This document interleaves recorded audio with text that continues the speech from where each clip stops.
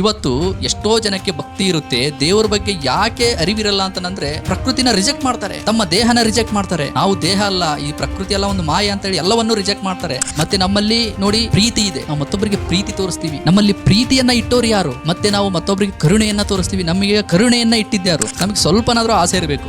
ಆಸೆ ಇಲ್ಲ ಅಂದ್ರೆ ನಾವು ನಾಳೆ ಬೆಳಗ್ಗೆ ಎದ್ದೊಳದೇ ಇಲ್ಲ. ನಾವು ಈ ಒಂದು ಶರೀರದಲ್ಲೇ ಇದ್ಕೊಂಡೇ ಒಂದು ದೊಡ್ಡ ಸಾಧನೆ ಮಾಡಬೇಕಾಗಿದೆ. ನಾನ್ ನೋಡ್ದಂಗೆ ಸುಮಾರು ಜನ ಆಧ್ಯಾತ್ಮದಲ್ಲಿ ಆತ್ಮಕ್ಕೆ ಜಾಸ್ತಿ ಪ್ರಾಮುಖ್ಯತೆಯನ್ನ ಕೊಡ್ತಾರೆ. ನಾವು ಆತ್ಮ, ದೇಹ ಅಲ್ಲ. ಯಾಕಂದ್ರೆ ನೋಡಿ, ಕೆಲವೊಬ್ರು ಏನಂತ ಅನ್ಕೊಂಡಿರ್ತಾರೆ ಅಂತಂದ್ರೆ, ಈ ಒಂದು ಶರೀರ ಇದೆ ಅಲ್ವಾ, ಈ ಒಂದು ಶರೀರ, ಈ ಒಂದು ಪ್ರಪಂಚ, ಇವೆಲ್ಲವೂ ಮಾಯೆ, ಇದು ಯಾವುದು ಶಾಶ್ವತ ಅಲ್ಲ, ನಮ್ಮನ್ನ ದಾರಿ ತಪ್ಪಿಸುತ್ತೆ. ಹಾಗಾಗಿನೇ ಸುಮಾರು ಜನ ಇದನ್ನ ಜಾಸ್ತಿ ಒಪ್ಪೋದಿಲ್ಲ, ಇದ್ರ ಬಗ್ಗೆ ಯೋಚನೆ ಕೂಡ ಮಾಡೋದಿಲ್ಲ, ಇದನ್ನ ಯಾವಾಗಲೂ ರಿಜೆಕ್ಟ್ ಮಾಡ್ತಾ ಇರ್ತಾರೆ. ಹಾಗಾಗಿನೇ ನೋಡಿ, ಕೆಲವೊಬ್ರು ಜೀವನ ಬಿಡ್ತಾರೆ, ಮತ್ತೆ ಜನರ ಒಂದು ಸಂಘ ಬಿಡ್ತಾರೆ, ಮತ್ತೆ ಸಂಸಾರ ಬಿಡ್ತಾರೆ, ಯಾವುದೋ ಒಂದು ನಿರ್ಜನ ಪ್ರದೇಶದಲ್ಲಿ ಹೋಗಿ ಇರ್ತಾರೆ. ದೇವ್ರು ಏನಾದ್ರು ಒಂದು ಸೃಷ್ಟಿ ಮಾಡಿದಾನೆ ಅಂತಂದ್ರೆ ಅದಕ್ಕೂ ಒಂದು ಕಾರಣ ಇದ್ದೇ ಇರುತ್ತೆ ಅಲ್ವಾ. ನಾವು ಅದನ್ನ ತಿಳ್ಕೋಬೇಕು, ಸರಿಯಾಗಿ ತಿಳ್ಕೋಬೇಕು. ಇವಾಗ ನೋಡಿ, ನಮಗೆ ಶರೀರ ಇದೆ ಅಂತಂದ್ರೆ ಈ ಶರೀರ ಯಾಕಿದೆ, ಈ ಒಂದು ಪ್ರಪಂಚ ನಮ್ಮ ಕಣ್ಮುಂದೆ ಇದೆ ಅಂತಂದ್ರೆ ಈ ಒಂದು ಪ್ರಪಂಚ ಯಾಕಿದೆ, ನಾವು ಇದ್ರ ಬಗ್ಗೆ ಆಲೋಚನೆ ಮಾಡಬೇಕು. ನೋಡಿ, ರೋಡಲ್ಲಿ ಒಂದು ಸಣ್ಣ ಹುಲ್ಕಡ್ಡಿ ಬೆಳೆದ್ರು ಕೂಡ ದೇವರು ಅದಕ್ಕೆ ಏನಾರು ಒಂದು ಉದ್ದೇಶ ಇಟ್ಟಿರ್ತಾನೆ. ಅದೇ ರೀತಿಯಲ್ಲಿ ನಮಗೆ ಶರೀರ ಇದೆ ಅಂತಂದ್ರೆ ಇದಕ್ಕೂ ಒಂದು ದೊಡ್ಡದಾದ ಒಂದು ಉದ್ದೇಶ ಇದ್ದೇ ಇರುತ್ತೆ. ನೋಡಿ, ತನ್ನನ್ನ ತಾನು ಯಾರು ಅರಿತಾರೋ ಅವರು ದೇವರನ್ನು ಅರಿತಂತೆ ಅಂತ ಹೇಳ್ತಾರೆ. ಇದು ಸ್ವಲ್ಪ ಆಳವಾಗಿ ನಾವು ಅರ್ಥ ಮಾಡ್ಕೋಬೇಕು, ಇದು ಹೇಗೆ ಅಂತ ಹೇಳಿ. ಬಟ್ ಇದನ್ನ ತಪ್ಪಾಗಿ ಅರ್ಥ ಮಾಡ್ಕೊಳ್ಳೋರು ಕೂಡ ಇದ್ದಾರೆ. ಇದನ್ನ ನಾವು ಯಾವ ತರ ತಿಳ್ಕೋಬೇಕು ಅಂತಂದ್ರೆ, ನೋಡಿ, ಇವಾಗ ನಾವು ಶರೀರದ ಒಂದು ರೂಪದಲ್ಲಿ ಇದೀವಿ ಅಲ್ವಾ, ನಮ್ಮಲ್ಲಿ ಒಂದು ಆತ್ಮ ಇದೆ. ದೇವರು ನಮ್ಮನ್ನ ಹೀಗೆ ಸೃಷ್ಟಿ ಮಾಡಿದ್ದಾನೆ. ಹಾಗಾಗಿ ನಾವು ಶರೀರ ಮತ್ತು ಆತ್ಮ ಎರಡು ಅನ್ಕೋಬೇಕು. ಇಲ್ಲ ನಾವು ಇದನ್ನ ಒಪ್ಕೊಂತೀವಿ, ಇದನ್ನ ಬಿಡ್ತೀವಿ ಅಂತಂದ್ರೆ ದೇವರ ಸೃಷ್ಟಿಯಲ್ಲಿ ಯಾವುದೋ ಒಂದನ್ನ ನಾವು ತಿರಸ್ಕಾರ ಮಾಡ್ತಾ ಇದೀವಿ ಅಂತ ಅರ್ಥ. ನಾವು ಯಾವುದನ್ನು ತಿರಸ್ಕಾರ ಮಾಡಬಾರ್ದು, ಅಂದ್ರೆ ಅದ್ರ ಬಗ್ಗೆ ತಿಳ್ಕೊಳ್ಳಿಲ್ದೇನೆ ಯಾವುದನ್ನು ತಿರಸ್ಕಾರ ಮಾಡಬಾರ್ದು ನಾವು. ಹಾಗಾಗಿ ಎರಡು ನಾವೇ ಅಂತ ಹೇಳಿ ಒಪ್ಕೋಬೇಕು. ಮನುಷ್ಯ ಅಂದ್ರೆ ದೇಹ ಮತ್ತು ಆತ್ಮ ಅಂತ ನಾವು ಫಿಕ್ಸ್ ಆಗ್ಬಿಡ್ಬೇಕು. ಇಲ್ಲ ನಾವು ಆತ್ಮ ಅಷ್ಟೇ ಅಂತ ನಾವು ಅನ್ಕೊಂಡ್ವಿ ಅಂತಂದ್ರೆ ನಮಗೆ ಜೀವನ ಅಂದ್ರೆ ಏನು ಅಂತ ಅರ್ಥ ಆಗೋದಿಲ್ಲ. ನಾವಿಲ್ಲಿ ಯಾಕೆ ಹುಟ್ಟಿದೀವಿ, ಯಾಕೆ ಜೀವನ ಮಾಡ್ತಾ ಇದೀವಿ, ಯಾಕೆ ಮರಣಿಸ್ತೀವಿ ಅನ್ನೋದು ಕೂಡ ಅರ್ಥ ಆಗೋದಿಲ್ಲ, ಏನು ಅರ್ಥ ಆಗೋದಿಲ್ಲ, ಕ್ಲಾರಿಟಿ ಇರೋದಿಲ್ಲ. ಅದೇ ರೀತಿಯಲ್ಲಿ ಬರೇ ನಾವು ಶರೀರ ಅಂತ ಅನ್ಕೊಂಡ್ರೆ ಪ್ರಾಣಿಗಳ ಸಮ ಆಗ್ಬಿಡ್ತೀವಿ. ನೋಡಿ, ಈಗ ವಿಷಯಕ್ಕೆ ಬಂದ್ರೆ ನಮ್ಮನ್ನ ನಾವು ಅರಿತ್ರೆ ದೇವರನ್ನ ಅರಿತಂತೆ. ಇದು ಹೇಗಂದ್ರೆ ನೋಡಿ, ನಮ್ಮ ಒಂದು ಶರೀರ ಏನಿದೆ ಅಲ್ವಾ, ಇದು ತುಂಬಾ ಅದ್ಭುತವಾಗಿ ಭಗವಂತ ರಚನೆ ಮಾಡಿದ್ದಾನೆ. ಇದನ್ನ ನಾವು ಇದುವರೆಗೂ ಇದ್ರ ಬಗ್ಗೆ ಯೋಚನೆ ಮಾಡಿದೀವೋ ಇಲ್ವೋ ಗೊತ್ತಿಲ್ಲ. ನೀವು ಬೇಕಾದ್ರೆ ಸುಮ್ಮನೆ ಕೂತ್ಕೊಂಡು ಶರೀರದ ಬಗ್ಗೆ ಸ್ವಲ್ಪ ಯೋಚನೆ ಮಾಡಿ. ನಮ್ಮ ಕಣ್ಣುಗಳು ಯಾವ ತರ ಸೃಷ್ಟಿಯಾಗಿದ್ದಾವೆ, ಮತ್ತೆ ನಮ್ಮದೊಂದು ಚರ್ಮ ಯಾವ ರೀತಿ ಸೃಷ್ಟಿಯಾಗಿದೆ, ನಮ್ಮ ಒಂದು ದೇಹ ಯಾವ ರೀತಿ ಸೃಷ್ಟಿಯಾಗಿದೆ, ನಮ್ಮ ಒಂದು ಹಾರ್ಟ್ ಬೀಟ್ ಯಾವ ರೀತಿ ಸೃಷ್ಟಿಯಾಗಿದೆ, ನಮ್ಮ ಒಂದು ಜೀರ್ಣಕ್ರಿಯೆ ಯಾವ ರೀತಿ ಸೃಷ್ಟಿಯಾಗಿದೆ, ಮತ್ತೆ ನಮ್ಮ ಒಂದು ಮೆದುಳು ಯಾವ ರೀತಿ ಸೃಷ್ಟಿಯಾಗಿದೆ, ಇವುಗಳ ಬಗ್ಗೆ ಒಂದು ಸ್ವಲ್ಪ ಯೋಚನೆ ಮಾಡಿ. ಸ್ವಲ್ಪ ಯೋಚನೆ ಮಾಡಿದ್ರೆ ಇದರಲ್ಲಿ ನಮ್ಮ ದೇಹದಲ್ಲಿ ಸಾಕಷ್ಟು ನಿಯಮಗಳಿದಾವೆ, ಸಾಕಷ್ಟು ನಿಯಮಗಳು. ನೋಡಿ, ಹಾರ್ಟ್ ಬೀಟು ಹೊಡಿಲಿಲ್ಲ ಅಂದ್ರೆ ನಾವು ಬದುಕೋಕೆ ಆಗೋದಿಲ್ಲ. ನಾವು ಉಸಿರಾಟದ ಕ್ರಿಯೆ, ನಾವು ನಿದ್ದೆಯಲ್ಲಿ ನಮಗೆ ಅರಿವಿಲ್ದೇನೆ ಉಸಿರಾಡ್ತಾ ಇರ್ತೀವಿ. ಈ ಉಸಿರಾಟದ ಕ್ರಿಯೆ ಇಲ್ಲ ಅಂದ್ರೆ ನಾವು ಬದುಕೋಕೆ ಆಗೋದಿಲ್ಲ. ಮತ್ತೆ ನೋಡಿ, ನಾವು ಆಹಾರವನ್ನ ತಿಂತೀವಿ, ಆಹಾರವನ್ನ ನಾವು ತಿಂದ್ರೆ ಸಾಲದು, ಅದು ನಮ್ಮ ಹೊಟ್ಟೆ ಒಳಗಡೆ ಜೀರ್ಣ ಆಗಬೇಕು. ಜೀರ್ಣ ಆಗ್ಲಿಲ್ಲ ಅಂದ್ರೆ ನಾವಿಲ್ಲಿ ಬದುಕೋಕೆ ಆಗೋದಿಲ್ಲ. ನೋಡಿ, ಇವುಗಳನ್ನ ನಾವು ಅರ್ಥ ಮಾಡ್ಕೊಂಡು ಭಗವಂತನ ಜ್ಞಾನವನ್ನ, ಅವನ ಶಕ್ತಿಯನ್ನ ನಾವು ಅರಿಬೇಕು. ಭಗವಂತ ನನ್ನ ಒಂದು ರೂಪವನ್ನ ಎಷ್ಟು ಅದ್ಭುತವಾಗಿ ಸೃಷ್ಟಿ ಮಾಡಿದ್ದಾನೆ, ನನ್ನ ಒಂದು ಬುದ್ಧಿಶಕ್ತಿಯನ್ನ ಎಷ್ಟು ಅದ್ಭುತವಾಗಿ ಸೃಷ್ಟಿ ಮಾಡಿದ್ದಾನೆ, ನನ್ನ ಒಂದು ಹೃದಯವನ್ನ ಎಷ್ಟು ಅದ್ಭುತವಾಗಿ ಸೃಷ್ಟಿ ಮಾಡಿದೆ. ಇವನ್ನೆಲ್ಲ ನಾವು ಸೃಷ್ಟಿ ಮಾಡಿದೀವ? ಯಾರಾದ್ರೂ ಮನುಷ್ಯರು ಸೃಷ್ಟಿ ಮಾಡಿದಾರ? ಇಲ್ಲ, ಭಗವಂತ ನಮ್ಮ ತಾಯಿಯ ಹೊಟ್ಟೆಯಲ್ಲಿರುವಾಗ ಇವನ್ನ ಎಲ್ಲವನ್ನು ನಮಗಾಗಿಯೇ ಸೃಷ್ಟಿ ಮಾಡ್ತಾನೆ. ಹಾಗಾಗಿ ಭಗವಂತನನ್ನು ಅರಿಬೇಕು ಅಂದ್ರೆ ಭಗವಂತನ ಸೃಷ್ಟಿಗಳನ್ನ ನಾವು ಗಮನಿಸಬೇಕು. ಹಾಗಾಗಿನೇ ಈ ಮಾತನ್ನ ಹೇಳಿದ್ದಾರೆ, ನಮ್ಮನ್ನ ನಾವು ಅರಿತ್ರೆ ದೇವರನ್ನ ಅರಿತಂತೆ ಅಂತ. ನಂತರ ಯಾಕೆ ಹೇಳಿದ್ದಾರೆ ಅಂತಂದ್ರೆ, ನಾವು ಈ ರೀತಿ ಯೋಚನೆ ಮಾಡಬೇಕು. ಅದನ್ನ ಇವನ್ನೆಲ್ಲ ಫ್ರೀಯಾಗಿ ಕೊಟ್ಟಿದ್ದಾನೆ. ನೋಡಿ, ಇವತ್ತು ನಮ್ಮ ಒಂದು ಕಣ್ಣು ಹೋಯ್ತು ಅಂದ್ರೆ ಹಾಸ್ಪಿಟಲ್ಗೆ ಹೋದ್ರೆ ಲಕ್ಷಾಂತರ ರೂಪಾಯಿ ನಾವು ಖರ್ಚು ಮಾಡಬೇಕಾಗುತ್ತೆ.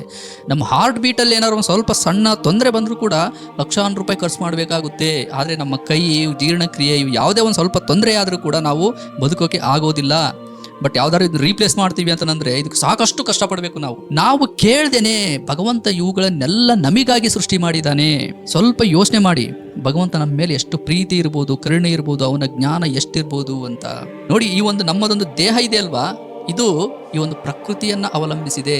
ಭಗವಂತನ ಆಜ್ಞೆಯಲ್ಲಿ ನಡೀತಾ ಇದೆ. ಇದು ಭಗವಂತನ ಒಂದು ಇಚ್ಛೆಯಿಂದ ನಡೀತಾ ಇದೆ. ಇದು ನಮ್ಮ ಒಂದು ದೇಹ. ನೋಡಿ, ನಮ್ಮ ದೇಹ ನಾವು ಜೀವಂತವಾಗಿ ಇಟ್ಕೋಬೇಕು ಅಂತಂದ್ರೆ ಆಹಾರ ತಿನ್ಬೇಕು. ಆಹಾರ ಎಲ್ಲಿಂದ ಬರುತ್ತೆ?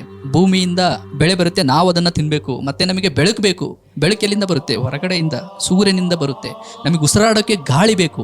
ಗಾಳಿ ಎಲ್ಲಿಂದ ಬರುತ್ತೆ? ಅದು ಕೂಡ ಹೊರಗಡೆಯಿಂದ ಬರುತ್ತೆ. ನಮಗೆ ಕುಡಿಯೋಕೆ ನೀರು ಬೇಕು. ನೀರೆಲ್ಲಿಂದ ಬರುತ್ತೆ? ಆಕಾಶದಿಂದ ಭಗವಂತ ನಮಗಾಗಿಯೇ ಸುರಿಸ್ತಾನೆ. ಹಾಗಾಗಿ ಪ್ರಕೃತಿಗೂ ಮತ್ತೆ ನಮಗೂ ಒಂದು ರೀತಿಯಲ್ಲಿ ಭಗವಂತ ಸಂಬಂಧವನ್ನ ಇಟ್ಟಿದ್ದಾನೆ.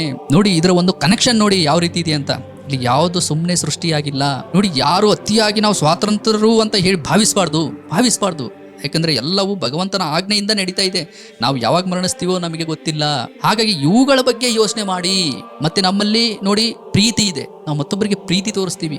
ನಮ್ಮಲ್ಲಿ ಪ್ರೀತಿಯನ್ನ ಇಟ್ಟೋರು ಯಾರು? ಮತ್ತೆ ನಾವು ಮತ್ತೊಬ್ಬರಿಗೆ ಕರುಣೆಯನ್ನ ತೋರಿಸ್ತೀವಿ. ನಮಗೆ ಕರುಣೆಯನ್ನ ಇಟ್ಟಿದ್ಯಾರು? ಮತ್ತೆ ನಮ್ಮಲ್ಲಿ ಕ್ರಿಯಾಶೀಲತೆ ಇದೆ. ನಾವು ಒಂದು ಇಲ್ಲದ ವಸ್ತುವನ್ನು ಕಲ್ಪನೆ ಮಾಡಿಕೊಂಡು ನಾವು ಒಂದು ವಸ್ತುವನ್ನು ಸೃಷ್ಟಿ ಮಾಡಬಹುದು. ಆ ಒಂದು ಕ್ರಿಯಾಶೀಲತೆ ನಮ್ಮಲ್ಲಿ ಇಟ್ಟಿದ್ದು ಯಾರು? ಮತ್ತೆ ನಮಗೆ ಜ್ಞಾನ ಇದೆ. ಒಂದು ವಸ್ತುವನ್ನ ನೋಡಿ ಅದ್ರ ಬಗ್ಗೆ ಸಂಪೂರ್ಣವಾಗಿ ತಿಳ್ಕೊಂತೀವಿ. ಆ ಒಂದು ಜ್ಞಾನವನ್ನು ನಮಗೆ ಯಾರು ನೀಡಿದ್ದಾರೆ? ಭಗವಂತ ನೀಡಿದ್ದಾನೆ. ಅಂದ್ರೆ ನಮ್ಮಲ್ಲಿ ದೇಹದ ರಚನೆಯನ್ನ ಮತ್ತೆ ನಮ್ಮಲ್ಲಿರುವ ಗುಣಗಳನ್ನ ಭಗವಂತನೇ ನಮಗೆ ಕೊಟ್ಟಿದ್ದಾನೆ. ಇವುಗಳನ್ನ ಅರಿತು ಆ ಭಗವಂತನ ಶಕ್ತಿ, ಜ್ಞಾನ, ಪ್ರೀತಿ, ಕರುಣೆ ಎಷ್ಟಿದೆ ಅನ್ನೋದನ್ನ ನಾವು ಗುರುತಿಸಿ ಅವನನ್ನ ಅರಿಬೇಕು. ತನ್ನನ್ನ ತಾನು ಅರಿತವನು ಭಗವಂತನನ್ನು ಅರಿತಂತೆ ಅಂದ್ರೆ ಇದೆ. ಕೆಲವೊಬ್ರು ಏನ್ ಮಾಡ್ತಾರೆ ಅಂತಂದ್ರೆ ದೇವರನ್ನ ಅರಿಬೇಕು ಅಂತಂದ್ರೆ ಎಲ್ಲಾ ಬಿಡ್ಬೇಕು. ಏನು ಯೋಚನೆ ಮಾಡಬಾರ್ದು, ಯಾರ ಬಗ್ಗೆನೂ ಯೋಚನೆ ಮಾಡಬಾರ್ದು. ಮತ್ತೆ ಸಂಸಾರ ಬಿಡಬೇಕು, ಏನಂತಂದ್ರೆ ದೇಹದ ಒಂದು ಅಭ್ಯಾಸಗಳನ್ನ ಬಿಡಬೇಕು ಅಂತ ಹೇಳ್ತಾರೆ. ನೋಡಿ, ಕಾಮ, ಕ್ರೋಧ, ಲೋಭ, ಮೋಹ, ಮದ, ಮತ್ಸರ ಇವೆಲ್ಲವೂ ನಮ್ಮ ಒಂದು ದೇಹದ ಮುಖಾಂತರ ನಮಗೆ ಇದಾವೆ. ಬಟ್ ಇದಕ್ಕೂ ಒಂದು ಕಾರಣ ಇರುತ್ತೆ. ನೋಡಿ, ಇವನ್ನ ಸಂಪೂರ್ಣವಾಗಿ ನಾವು ನಾಶ ಮಾಡೋಕ್ಕಾಗೋದಿಲ್ಲ, ಇವುಗಳಿಂದ ತಪ್ಪಿಸ್ಕೊಳ್ಳೋಕ್ಕಾಗೋದಿಲ್ಲ. ಬಟ್ ಇವುಗಳನ್ನು ಸರಿಯಾದ ಮಾರ್ಗದಲ್ಲಿ ನಾವು ನಡೆಸ್ಬೋದು. ಇವಾಗ ನೋಡಿ, ಕಾಮ ಅನ್ನೋದನ್ನ ನಾವು ಎಷ್ಟರಲ್ಲಿ ಇಡಬೇಕು ಅಷ್ಟರಲ್ಲೇ ಇಡಬೇಕು. ಸಿಟ್ಟು, ಕೋಪ ಇವು ಎಲ್ಲವನ್ನೂ ಅಷ್ಟೇನೆ. ನೋಡಿ, ನಮಗೆ ಸ್ವಲ್ಪನಾದ್ರೂ ಆಸೆ ಇರಬೇಕು. ಆಸೆ ಇಲ್ಲ ಅಂದ್ರೆ ನಾವು ನಾಳೆ ಬೆಳಗ್ಗೆ ಎದ್ದೊಳದೇ ಇಲ್ಲ. ಸ್ವಲ್ಪನಾದ್ರೂ ಆಸೆ ಇದ್ದಾಗ ಮಾತ್ರ ವ್ಯಕ್ತಿ ಬದುಕೋಕೆ ಸಾಧ್ಯ. ಹೀಗಿರುವಾಗ ಆ ಆಸೆ ಕೂಡ ಭಗವಂತನೇ ಇಟ್ಟಿದ್ದಾನೆ. ಅಂದ್ರೆ ಇವು ಎಲ್ಲವೂ ಮಿತಿ ಮೀರಬಾರ್ದು. ಇವು ಯಾವಾಗ ಮಿತಿ ಮೀರ್ತವೋ ಆಗ ನಾವು ಸತ್ಯದಿಂದ ದೂರ ಸರಿತೀವಿ. ಇವು ಎಲ್ಲವನ್ನು ಒಂದು ಹತೋಟಿಯಲ್ಲಿ ಹಿಡಿದು ನಾವು ಬದುಕಬೇಕಾಗುತ್ತೆ. ಅಂದ್ರೆ ನೋಡಿ, ಕೆಲವೊಂದ್ಸಲ ಏನಾಗ್ಬಿಡುತ್ತೆ ಅಂದ್ರೆ ನಮಗೆ ಕೆಲವೊಂದ್ಸಲ ದುರಾಲೋಚನೆಗಳು ಬರ್ತಾ ಇರ್ತವೆ, ಅತಿ ಆಸೆಗಳು ಕಾಡ್ತಾ ಇರ್ತವೆ. ಇವುಗಳು ಬಂದಾಗ ಆಲೋಚನೆ ಮಾಡಬೇಕು. ಇದು ನನ್ನನ್ನು ದಾರಿ ತಪ್ಪಿಸುತ್ತಾ ಇಲ್ವಾ? ಈ ಒಂದು ಕೆಲಸ ಮಾಡಿದ್ರೆ ಭಗವಂತ ಮೆಸ್ತನ? ಇದು ನನಗೆ ಹಿತ ಆಗಿದೆಯಾ, ಇಲ್ಲಾಂದ್ರೆ ಅಹಿತ ಆಗುತ್ತಾ? ನನ್ನ ಜೀವನಕ್ಕೆ ಇದು ಯಾವ ರೀತಿ ಪರಿಣಾಮ ಬೀಳುತ್ತೆ? ಪ್ರತಿಯೊಂದು ಆಲೋಚನೆಗಳನ್ನು ಫಸ್ಟ್ ನಾವು ನಮ್ಮ ಒಳಗಡೆ ಅಬ್ಸರ್ವ್ ಮಾಡಬೇಕು. ಆಮೇಲೆ ನಾವು ಅದನ್ನು ಮಾಡೋಕೆ ಮುಂದಾಗಬೇಕು. ಹೀಗಿದ್ದಾಗ ಮಾತ್ರ ನಾವು ಸರಿಯಾದ ದಾರಿಯಲ್ಲಿ ನಡೆಯೋಕೆ ಸಾಧ್ಯ. ನೋಡಿ, ನಾವು ಈ ದೇಹದಲ್ಲಿ ಯಾಕಿದ್ದೀವಿ? ನಾವು ಆತ್ಮ ನಿಜ. ಭಗವಂತ ಈ ದೇಹದಲ್ಲಿ ಯಾಕೆ ಇಟ್ಟಿದ್ದಾನೆ ಅಂತಂದ್ರೆ ನೋಡಿ, ಭಗವಂತ ಪರೀಕ್ಷೆ ಮಾಡ್ತಾ ಇದ್ದಾನೆ ಅಂತಲೇ ಹೇಳ್ಬೋದು. ಇವಾಗ ನಮಗೆ ಹೆಚ್ಚಿನ ದುರಾಸೆಗಳು ಬರ್ತವೆ, ಹೆಚ್ಚಿನ ಕಾಮ ಬರುತ್ತೆ, ಹೆಚ್ಚಿನ ಸಿಟ್ಟು ಬರುತ್ತೆ, ಹೆಚ್ಚಿನವಾದ ಕೋಪ ಬರುತ್ತೆ, ಮತ್ತೆ ಹೆಚ್ಚಿನವಾದ ಒಬ್ಬರ ಮೇಲೆ ಮೋಹ, ಹಣದ ಮೇಲೆ ಆಯಿತು, ಹೆಣ್ಣಿನ ಮೇಲೆ ಆಯಿತು, ಮೋಹಗಳು ಹೆಚ್ಚಾಗಿ ಕಾಡ್ತಾ ಇದ್ದಾವೆ. ಇವುಗಳ ವಿರುದ್ಧ ನಾವು ಹೋರಾಡಬೇಕಾಗಿತ್ತೆ. ಯಾಕಂದರೆ ಅವೇ ಜೀವನ ಅಲ್ಲ. ನಾವು ಯಾವಾಗ ಅವೇ ಜೀವನ ಅಂತ ಹೇಳಿ ಯಾವಾಗ ಅವುಗಳ ಹಿಂದೆನೇ ಹೋಗ್ತೀವೋ ಸತ್ಯವನ್ನು ಮರಿತೀವಿ, ಭಗವಂತನನ್ನ ಮರಿತೀವಿ. ಹಾಗಾಗಿ ಭಗವಂತ ನಾವೇನು, ನಮ್ಮ ಸಾಮರ್ಥ್ಯ ಏನು ಅಂತ ನಮಗೆ ತಿಳಿಸೋದಕ್ಕೋಸ್ಕರ ಈ ಒಂದು ಶರೀರದಲ್ಲಿ ಇಟ್ಟು ಈ ಒಂದು ಜೀವನವನ್ನು ಕೊಟ್ಟಿದ್ದಾನೆ. ಇಲ್ಲಿ ಯಾವುದು ಸುಮ್ಮನೆ ಸೃಷ್ಟಿಯಾಗಿಲ್ಲ. ನಮ್ಮ ಒಂದು ಶರೀರ ಆಯಿತು, ಈ ಒಂದು ಜೀವನ ಆಯಿತು, ಈ ಒಂದು ಪ್ರಕೃತಿ ಆಯಿತು, ಎಲ್ಲವೂ ಒಂದು ಉದ್ದೇಶದಿಂದಾನೇ ಸೃಷ್ಟಿಯಾಗಿದೆ. ಹಾಗಾಗಿ ನಾವು ಎಲ್ಲದರ ಬಗ್ಗೆ ಆಲೋಚನೆ ಮಾಡಬೇಕಾಗುತ್ತೆ. ನಾವಿಲ್ಲಿ ಯಾವುದನ್ನು ತಿರಸ್ಕಾರ ಮಾಡಬಾರ್ದು. ಇವತ್ತು ಎಷ್ಟೋ ಜನಕ್ಕೆ ಭಕ್ತಿ ಇರುತ್ತೆ, ದೇವರ ಬಗ್ಗೆ ಯಾಕೆ ಅರಿವಿರಲ್ಲ ಅಂತಂದರೆ ಪ್ರಕೃತಿನ ರಿಜೆಕ್ಟ್ ಮಾಡ್ತಾರೆ, ತಮ್ಮ ದೇಹನ ರಿಜೆಕ್ಟ್ ಮಾಡ್ತಾರೆ. ನಾವು ದೇಹ ಅಲ್ಲ, ಈ ಪ್ರಕೃತಿ ಎಲ್ಲ ಒಂದು ಮಾಯ ಅಂತೇಳಿ ಎಲ್ಲವನ್ನೂ ರಿಜೆಕ್ಟ್ ಮಾಡ್ತಾರೆ.